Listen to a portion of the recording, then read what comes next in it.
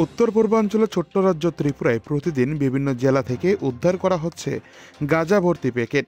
সোমবার সন্ধ্যা রাতে উদয়পুর রেল স্টেশনে গোপন খবরের ভিত্তিতে রাধাকিশোরপুর থানার পুলিশ বাহিনী স্টেশনের ১ নং প্ল্যাটফর্ম থেকে বড় ব্যাগ ভর্তি ১০ প্যাকেট শুকনো গাঁজা বাজেয়াপ্ত করে।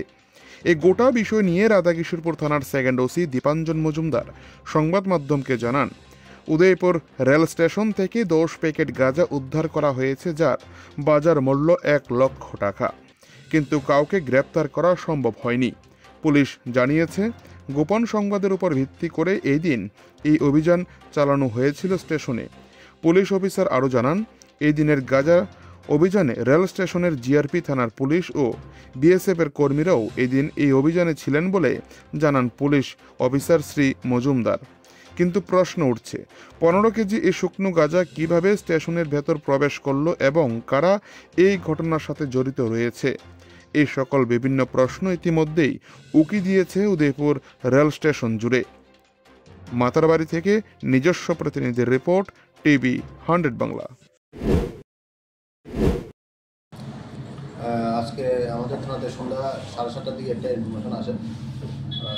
তো ওই ইনফরমেশন মূলে আমরা ভার্গবপুর থানার আমি এসআই শাহিন আহমেদ এবং বিএসএফের জি ব্রাঞ্চ এবং এসপি পিআইবি এবং জিআরপি পুলিশ মিলে আমরা উদয়পুর রেল স্টেশনের ১ নম্বর প্ল্যাটফর্মে রেড করি, সার্চ করি।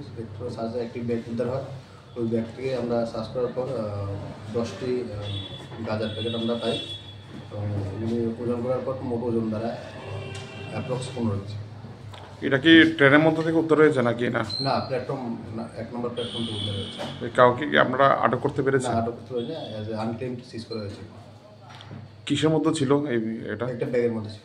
আচ্ছা, টোটাল ওজনটা?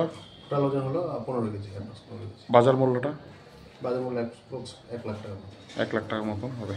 এটা কি কোনো গোপন খবর ছিল আপনাদের কাছে আগে থেকে?